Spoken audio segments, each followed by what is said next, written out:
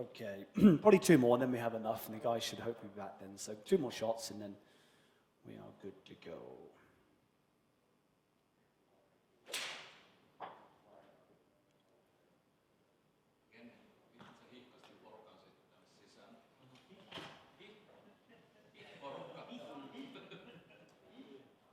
Just 1 second.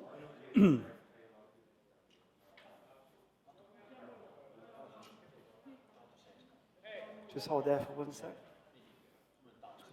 Just stand up nice and tall for me. These straps are moving around a bit today. Nyt on mun mielestä siinä on jotain, nyt kun mä en oo mitannut vähän 87. Mä oon tosi hidas.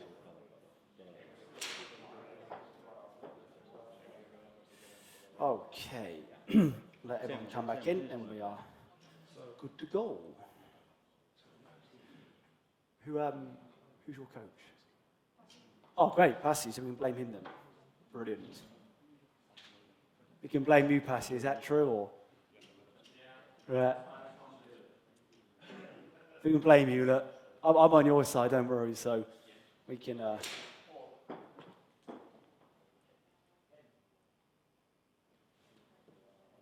Gives it a good hit and pretty powerful. And, yeah.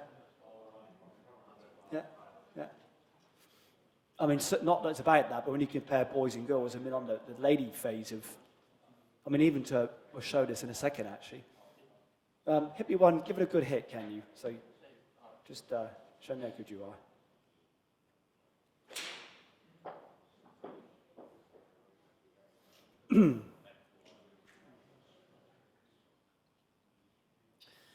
Come on, computer, speed up.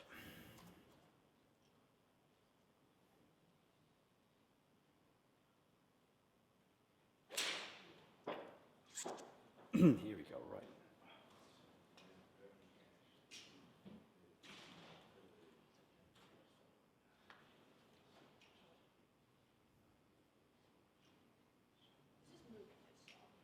Yeah, I know, it's just where when you're on the mat, unfortunately, it does move around a fraction.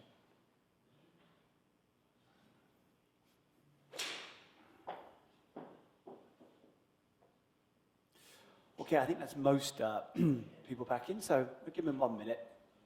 Just to, is anybody out there still, guys? Still to come in, or they to go home, or? Okay. I mean, even going back, just an observation, I mean, we kind of asked Passy, is this young lady a pretty powerful player? And yeah, it gives it a hit. So, I mean, the 4 lady players I looked at in this study, which I highlighted, I look at how much force they apply to the handle. So just kind of reference those numbers as you can, and highlighted. So, you know, up to kind of, you know, low mid-70s, 77 is kind of what those particular ladies were. You look at where, so her club speed with a 7 would typically be Passy around about what?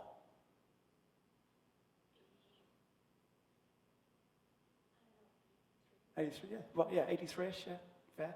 We look at the club speeds that these particular girls were producing, and it's all about the same at 79-ish. So you then start looking at why people are more powerful again. Look at the force that you apply to the hand. I mean,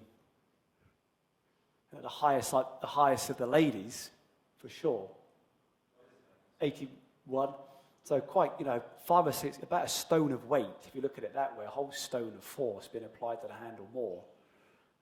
So then, because she applies more force, she produces more club head speed. Great. You then start to look at it, which is what I'm looking at. What is it they do to produce more force? So to actually get more force into the handle actually connects back to kind of what movements. And let's start to explore some of this. I mean, areas, ironically, like we discussed with some of the guys that are on that wonderfully high value here. I mean, that's, anytime that number's above, so how the rate the pelvis elevates at for David, and we discussed this, and that's very high. So really how well she really kind of pushes through that kind of big toe into that lead hip and ankle. We'll come on to that in a second, but clearly very, very impressive. Very, very impressive. Which is good. Right. Okay. So, you know, as far as questions, Passy, typically, if this was a session, for example, ball being well in February, that kind of stuff. How could we help today? Well, today I think it's very specific. She has discovered some pain inside, lower back and buttock area, and she can identify like a junior time occurrence in soccer when it started. Then it was kind of examined. Yeah. MRI, nothing, well, there was like nothing. Yeah. Nothing needed, but now she's started to experience again in golfing before. So Okay. that's, I think we really need to kind of find out how to get rid of it. I mean, it's not in a good way. I mean, it's in a really nice discussion way, not that you get pain. It's a little bit like the young lad we discussed yesterday with the foot injury. MRI said it's all good. MRI is essentially a picture. There's no real huge amounts of movements in imagery like that. So that can often create more frustration. If the MRI says it's all good, then why do I get pain? Like we said a few times, really understanding pain is a very complex question. You can even go back to things like how you sleep, food inflammations, all these kind of influences as well. Just kind of look at it. And in some ways, it's actually a very similar theme and story to the young lad that, for those that were here yesterday, we talked about his foot issue. We couldn't really resolve it through Zoom because we didn't have the information. It was only through when we reconnected again back in August when I came home. We could, okay, now we can start to see why that foot's really been taken through some pretty unpleasant movements. And it's not dissimilar. Sorry, I completely forgot your name, sorry. What's your name, sorry? Henni. I can say that one just. One of the Finnish names I can say. Thanks, Henni. And it was fun back in March with the squad. It was like, I got no chance of saying that. It's going to take some practice in a very, very good way. You kind of look at what Henni does, for sure. You could think, why do I keep getting pain into the bum, as you say, up into that kind of low back? So we have to allow for football as well. There may just be something structurally there because of what happened playing football back in 2014, as it was. So it really kind of goes back to that concept, does pelvis thrust really exist? Does hip extension or early extension really exist in golf? Or is it simply an adaptation for real imbalances happening elsewhere? So the GPS connects into the pelvis, extremely good player, very, very clearly, this girl can play golf, or certainly hit it extremely well. How do I get here from here? Well, this kind of works because that's kind of how that brain perceives movement. So we're just going to start to kind of maybe look at then how that connects back to that pain. So let's just initially start with, let's do it this way. Give the guy something different to look at compared to all the various plots.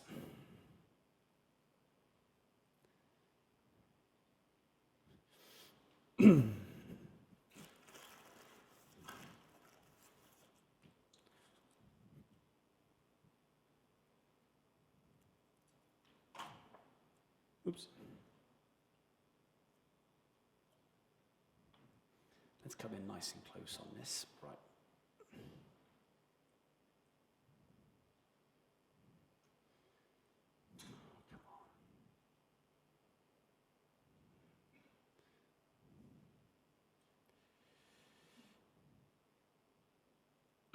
So, can you all see that blue line being displayed on screen? So that the three-dimensional path of the pelvis. So the blue line being backswing, got hit in the face by a club then. The purple line being downswing. That when we kind of looked yesterday at some of those kind of traces the past the pelvis move on, we use that normative reference of it. Again, this has been a bit unfair to Henni, but you look at that wonderful sample that invariably in downswing, how the purple line will go beneath and hook under the blue line going back. So when the pelvis moves kind of that way in transition, we'll see that lovely hook underneath before it comes back upwards. Never ever, at any phase in downswing, does the purple line, absolutely right, what Laurie's doing there, exactly that. Kind of hook back beneath that blue line. So how much that pelvis is being pulled this way. Equally so, look at where the pink line, where it turns pink is impact, is relative to its start position. Kind of like we discussed, hopefully if you guys can recall this from yesterday once again, how that kind of pink line pretty much is very close to the address position. It's unusual to see I see a displacement, but not in huge amounts. So quite clearly a real positional change in that pelvis as it rotates, so how much it wants to kind of move that way. So just how much that pelvis is thrusting and essentially moving backwards, just the tissue demand back here and the compression back here, how much those areas are being compressed and how active they become. Yeah, it's not advisable, would kind of be my approach if this was the three of us perhaps at Passie's Club and we're doing this in a slightly more kind of professional way. You'd say, well, like the young lady, historically when you move that way, yeah, it really connects often back to, for Matti in particular, you get things like iliopsoas pain or in front of hip pain or real activity at the back, SI joint up into the lumbar spine areas, how much muscle activity we have at the back, how much compression through into that SI joint, into the pelvis, how much that the anterior part of the joint is really opened up, hip flexors get really poured on. So you kind of get paid at both ends of the joint, front and back. Great. So, okay. We look at history of movement, you'd be fairly accurate in saying that's going to irritate that part of the body. Cool. Let's now go find out why the pelvis currently needs to move this way. So I think a slightly more helpful discussion for you that to really get good at that, we've got to get good at stuff over here. So for me, I'd be more curious, again, if this was in a slightly different environment to today. Ironically, it goes back a little bit to what we discussed with Laurie. So let's look at it this way with you to start with.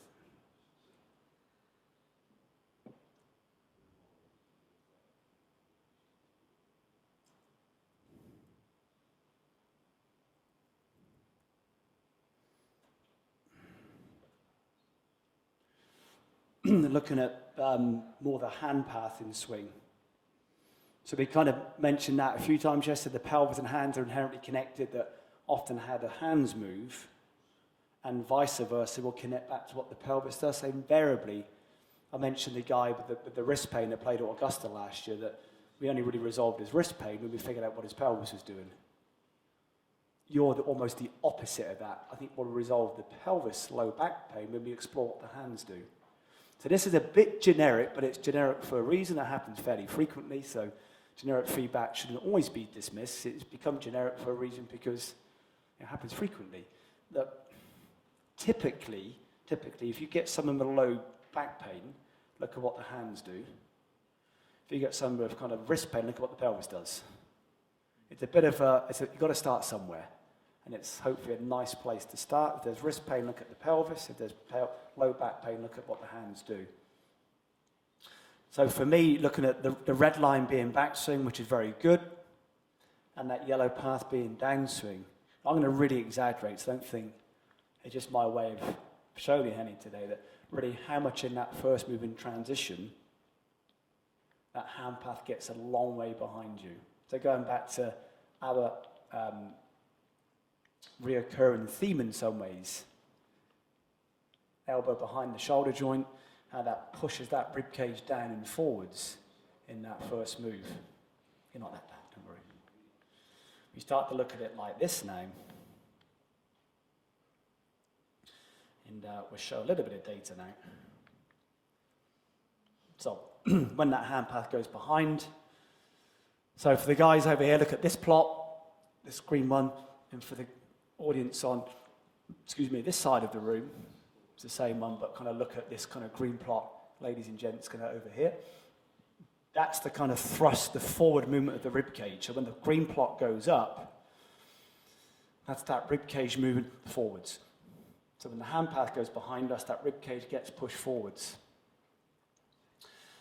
So it's around about here, that plot gets to its kind of apex, the high point. Would you be pretty happy in saying that? It's pretty much the highest point of that green plot, which is when that, again, roughly my favorite reference, when normally the elbow is typically beneath the shoulder joint, around about that hand and arm position in time. So again, I think hopefully most of us would be happy with that point. It's around about when the elbow's under the shoulder again, which would be why it's such a big reference to use. It happens to be, in Henni's case, that's the high point of that ribcage movement forwards. We look at the pelvis thrust value now, which is the 3 plots on the right, the middle plot. The green running in is the pelvis thrust. What happens absolutely at that same point in time that the ribcage reaches its peak, the pelvis one does what? Goes right off the scale up. And that really is, for me, Henni's GPS saying, because you're very good, clearly a great player, clearly hit it extremely well. The GPS, again, perception, awareness of club delivery, usual kind of bits. How do I get here from here? Well, that kind of works. So just the level of activity through into the back of into your bottom, the amount of length that hip joint gets exposed to. So it's almost then, for Matty and I, not so much how much those tissues lengthen, but how quickly they lengthen, how quickly they're poured into that kind of very eccentric position.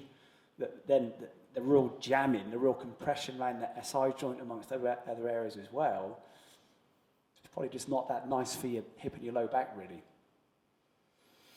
Which is why you can look at MRI, it's all good, it's fine, it's not an issue. So I would look at it more so to really allow the pelvis to move in the way that Passy would, I'm sure, really encourage it to move, as I'm sure most people, hopefully, the audience would as well, would be more aware of the kind of hand path more in transition. So the more the hand path goes behind us, Henni, the response is the more the ribcage gets pushed. So even in a very, again, non-dismissive way, I'd be exploring some mirrors, some references. We'd even show you a slightly playful way, because we're getting to that time in the 2 days now, even with some of the kind of real-time hands. I know I normally have my monitor on the floor, so you can actually watch this as you're looking down. You can kind of copy the movements. So in your defense, you can't see that today, but the guys in the audience can. Just come and take your start position for me, please. Henni, and just kind of, if you can, just kind of go and stop. And can we start to kind of draw those lines so they match up? So I would have the guys pass here at home, for example, where I assume there's a PowerPoint in there, looking at my monitor. As they move, can they start to play with and explore matching up those paths? So I know you can't see this, so apologies to you on your behalf. Just take your start position again. Just give it a couple of seconds. There you go. So reproduce that move again. So good. I mean, close. I mean, I think most of us would be absolutely right. I think you'd be happy with that, at least a little closer. So it just goes again with, you actually look at, there's no information being given apart from just shifting perception. Can you match the paths up? I don't know if you can see those lines on screen. I know it's over here, so apologies for that. So even watching the big screen now, just give it 1 second just to reset. Okay, off you go. So look at the big screen, make a backswing, match the paths coming down. That's how it goes underneath. So top of backswing, stop for me. In a slightly playful way now, just go top of backswing and stop. So back in the setup, so I've put on a timer just to be annoying today. Give it a couple of seconds. I'll turn the timer off. Okay, top of backswing and stop. So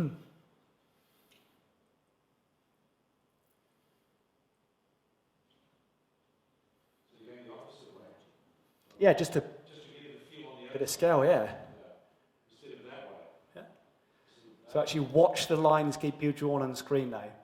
So make a backswing. Let the path come outside of it coming down. See it's still underneath it. So sometimes there's more of a scale of it. You go, wow, is it really that much? And the final part of perception, affordance of that stuff is how you scale it. Some guys go, oh, is that it? Some guys go, wow, that is really off the scale amounts. So top of backswing and stop. Hit me in the face with your left hand. Push your left hand towards me as you start down. Good. So can you, as you start downwards, just come and take your start position again. Top of back, we'll come on to that in a second. Top of backswing and stop. Just with the sensor on your left hand, touch this alignment stick for me. Keep the hand on the club. Keep the hand on the club. Good. And again, so back to setup for me. Top of backswing and stop. Touch the alignment stick. Good. What does that mean to you to move that way? What's different about that? It's like outside. Good. Outside what? What path? This one path The path that you're that I'm going. used to do? Yeah. So any new, we'll come on to this in a second. Anytime you kind of explore new movements, you're referencing against historically what you've done. So if your reference system is, the minute you move well, you'll go, oh, that's miles outside. But compared to what? Just history, time. You've moved that way since, who knows, I don't know, 2, 3, 4 years perhaps. Always. Recently. So whenever you kind of give new information, it goes back to that perception again. Invariably, players reference it against history. Wow, that's miles outside, but only compared to what you've done recently, which we know is miles inside. And again. So just if you can do it almost like this way now. Good. Closer. So the guide to tell you when you've done it well. So into setup again. So if you start down, try and hit me in the face with your left hand. As a start. Yeah, so only kind of top it. As you start, only come down about maybe 2 foot, try and hit me in the face with your left hand. Closer. Just do it, hit me in the face sooner in transition. Closest one so far. Fantastic. Okay. Okay. You want to resolve that back pain? Okay, back in the setup again for me. And again, very good. Fantastic. Different? Yeah. In what way? It's like That's, hands are yeah, good. So sometimes they get outside what? Just what you've done over, yeah, since whenever. Just what you reference it against. What I'd be curious to explore with you is how that then connects back to what the pelvis does. So let's see how your pelvis responds. And then equally importantly for Passi, how that, all those tissues and joints then adapt when they don't have to move that way, the need's been removed. This is always the fun question to ask though. When you move that way, what do you expect may happen? a shank. How much do you want to lose today? How much do you want to bet on that? What is it, euros in Finland or? Euro. You haven't got your own currency? Pounds are for the educated. And 10 euros. If you shank it. Not deliberately. My caveat, not deliberately. Yeah, exactly. Yeah. Let's see what really happens. So the expectation of what may happen, assuming you move well. But nearly in winning are very different. Did you shank it? Yes or no? No. No buts? Yes or no? No. Right. So the expectation of what may happen. So if you can shank it not deliberately, then let's see.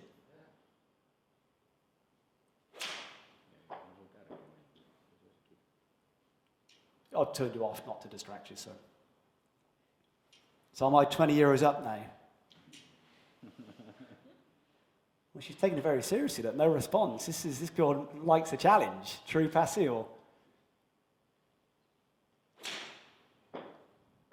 This is easy money today, 30 euros. Thank you for this, by the way, this is good. Wait, when do you want to press pause and get out of this and stop the gamble? What, to me? So that needs to be 17 consecutive shanks to get to 100 euros for you. But it just goes back to, again, you just ask them, what do you expect will happen? Well, shank it, have you? The expectation is what often prevents people moving that way. I know where can I do that, because I'll move that way. It's a little bit of fear sometimes. Of course it is. ego. No one wants to shank it. Of course it is. It's not a bad thing. It's pretty standard behaviour. It's kind of expected that. Sometimes I say, don't worry about it. Don't worry, the ball's going to go. I just like that approach. Tell me what you think may happen.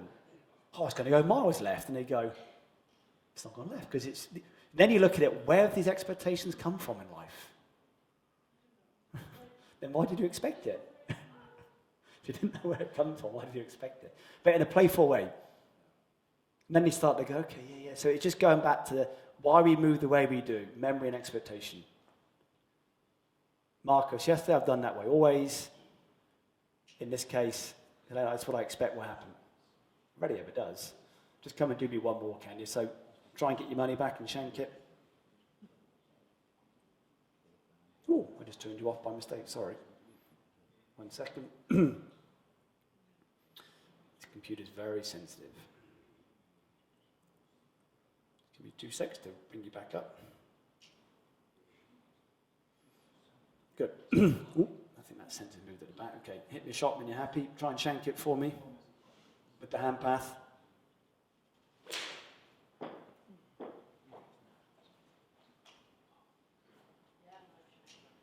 That's about €60. So I'm doing good today.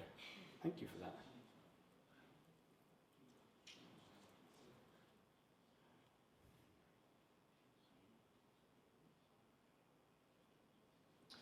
Come on, it's not very slow. Right. Again, let's do this blind. So I'm equally as blind to this as the guys in the audience are. And again, you look at it, we're playing around today, we're just exploring some ways of possibly achieving this. We've done a handful of balls and you're being watched and it's not real, and I'll resecure that in a second. I know it came down there.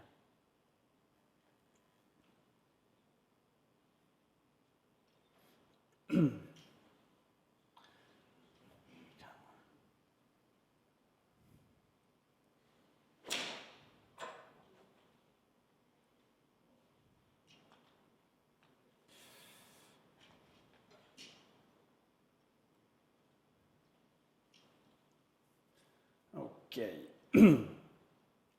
let's do it this way quickly. In fact, let's do it this way.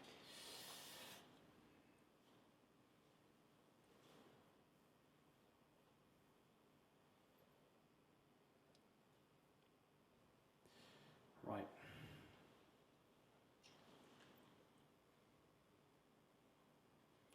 So let's just look at that thrust in the pelvis, the extension of the pelvis.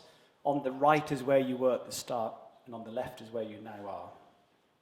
So we just go to impact now. I mean, how that thrust value is now really starting to come down and reducing, but we haven't really discussed the pelvis. But I think what's more valuable, if we actually take you halfway through now, how it actually stays back for much longer post-impact. So it's still going forwards a bit too much.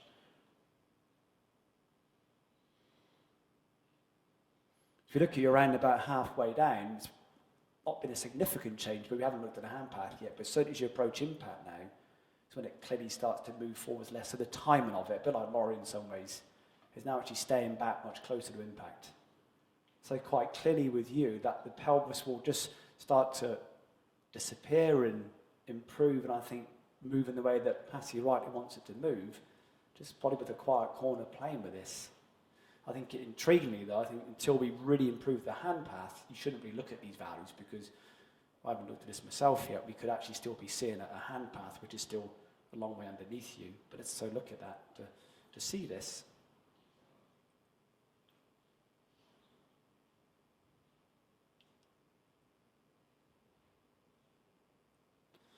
One day I'll learn to use a computer.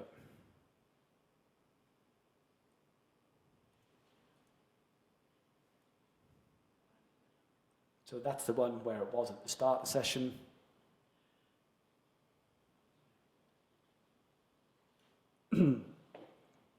That's a different response. I'm going to shank it. Closer. So we just start to see these threads. Beg your pardon?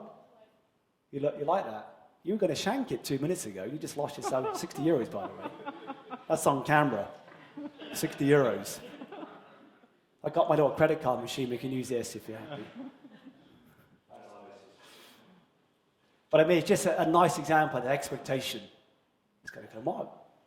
Again, it's a fun way. Where these expectations come from, who knows? It's just memory and history, what you've read and what you've seen and what you expect, but it never really rarely happens. But again, we just start to see threads that I think once we get the yellow line, we're only talking this much, by the way, only a centimetre, that side of that hand path in downswing. That's not the club head, that's different. This is the hands, not the club, to be very precise with that. I'd be then curious to see then how the pelvis continues to evolve and improve and reduce going that way. So you start to see threads. I've got better at that when I've got better at this. So that's one you'd love to, again, and hopefully in February all being well, with when it's a real session rather than an educational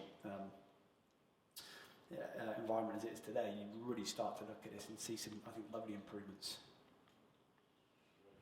So I'll play, do you know the game Double or Quits in Finland? It's 120 euros or nothing.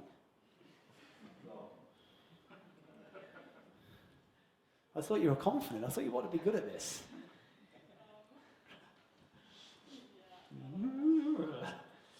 Can you show me one when you go, Mark, that is just ridiculous? Where you just go, come on, be serious. Now, the hand path is so much that way, where the yellow line goes, that's how that red line for me. Just come and hit me a shot where you go, come on, just be sensible now.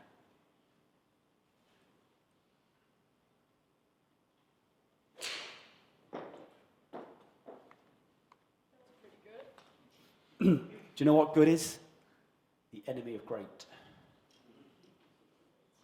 Who wants to be good when you can be great? So do it well then. So in transition, hit me in the face with the left hand. That was, but now you're becoming aware of it. Great. Once you've got awareness, you're pretty much halfway there. So that was going to be great. Show me. I mean, literally hit me in the nose with your left hand as you start down.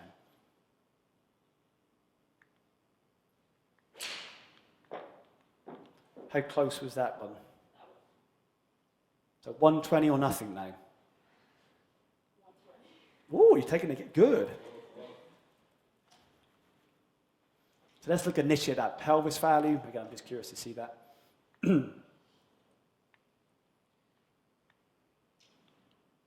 Ignore that the arm sensors come off, which is why it looks a bit deformed, but it doesn't affect the data in any way. So let's do a bit of a... It's a little high still, but let's look at the path. So we only really look at the pelvis value when the hand path is good. So it's actually a little regression from the early one. That might be fatigue and again, you may just need to kind of look at this more precisely. But I think once we get that yellow line, that side of that hand path, quite clear that pelvis number reduces.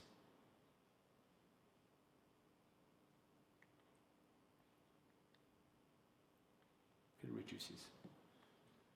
But more, can you kind of see then perhaps why that left hip and left side of your back might be slightly painful? I don't know, it's like opposite inner hand. Yeah. But can you see why the hands influence the pelvis? The more your hands go this way, you got it. I mean, more in a session is more that they go, I kind of know what I need to do. I think you just need a bit of time quietly with Passy exploring. Elbow beneath shoulder perhaps would be my way of maybe looking at this. Very, very well done. Very, very well done. Can I just ask you a quick question? With pleasure. Would you kind of select some kind of a drill to help Henni get there, or would you just let it just feel the golf club all the time? Some guys do drills and put things here, and decks, bands here, whatever it is. What do you think, man? Just let it work with the club. I think I would, you look at what's the objective of a drill, really. So drills are more for me when someone stands there and goes, I have no idea what I'm trying to do. No concept.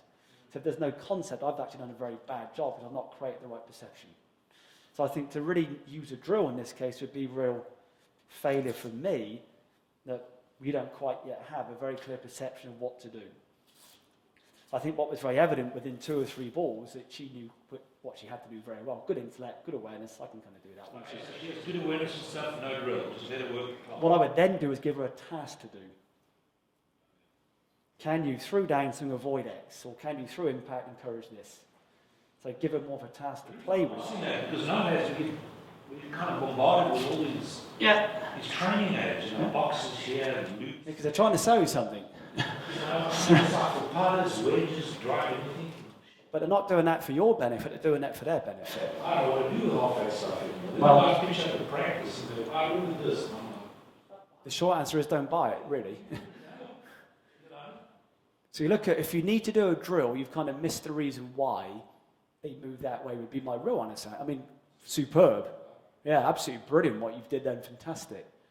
So if you created the right perception, the right concept, is a different way of exploring that perhaps, guys, and the awareness, okay, I can kind of do that, which is kind of movement again, the behavior change. What more task can we play with to encourage this? So it might be, for example, that playful, brilliant by the way, it might be with Passy can, in transition, Passy, if he's comfortable, can even stand there with the little object, can you just pitch him, little 50, 60-yard pitches. In that the Dan Willett video, little 50, 60-yard movements. Can you, in transition, just allow that lead hand just to very gently bump into that shaft? So I would make it more task-based. And then it goes back to the idea of perception and action. The perception must connect to the action, the shot. So to really get good perception, it must be related back to, okay, I can... Because a lot of drill and a lot of stuff you see on, like you like to say, Instagram, YouTube, and all this stuff. A lot of coaches would, for example, get a put a golf bag 2 inches behind your tailbone and kind of touch it, for example, to try and get the pelvic thrust to go the other way. Yeah. So you wouldn't do that at all? I say never. Thank you by the way. Thank you so You much. think you Thank can you. get there enough that you don't have to do that, right? I would look at it again, if the pelvis is thrusting forward, typically the pelvis thrust is never the issue. So just by saying push the pelvis back, I think would have minimal response in a good way to how she's moving. But I think what we saw quite clearly was the pelvis value came down when the hand path improved. And also, you look at the timing of the issues. The hand path going behind her happens much sooner than the pelvis going towards the ball. So I don't see how keeping that back would avoid this in transition. She'd probably be somewhat that way. So the time of those imbalances, which essentially what's affecting what? Which one happens first? So quite clearly in this case, the pelvis is responding to the hands because of the time they happen at. And I think it's been a theme through a lot of it last 2 days. That this is certainly in very established players is their way of finding impact because they're very, very good at what they do. It's like no difference to the MRI. The MRI hasn't told her why she gets hip and low back pain. So I would look at it more in this case with the hand path. And clearly, when the hand path got closer, she thrusted less. You do that in a more realistic session, David, you say, let's look at the pelvis now. If we improve the pelvis, how does the hand path respond? If there's no response, then clearly it's a bit like this one again, where you place your attention will control how you move. So it's where she needs to place her attention, perhaps. So the reason I'm just picking the brain on this is because I find with girls it's quite common. I have all the same issues, for example. But I'll try to ask you to think of both these. Is that no good? I'm trying to get her to get the club down this way and feel the head's going down. Should I kind of eliminate one and just let it focus just on one? I would play with both. And just find out which one. Again, you look for what do they best respond to, what do they not respond to. Just establish initially where do you get the best response. Goes back to, again, what's the basis of coaching? Really shifting behaviours. Does a movement improve by looking at the pelvis? No, okay. Does it improve by looking at the hands? Yes, or vice versa. Really, my role is not to prove that I was right, it's to look at which one you best connect to. How you use the data is to look at in what order does the imbalances happen. Clearly, the hand path, in this case, happens way in advance of the pelvis. So I'd be more with the hand path.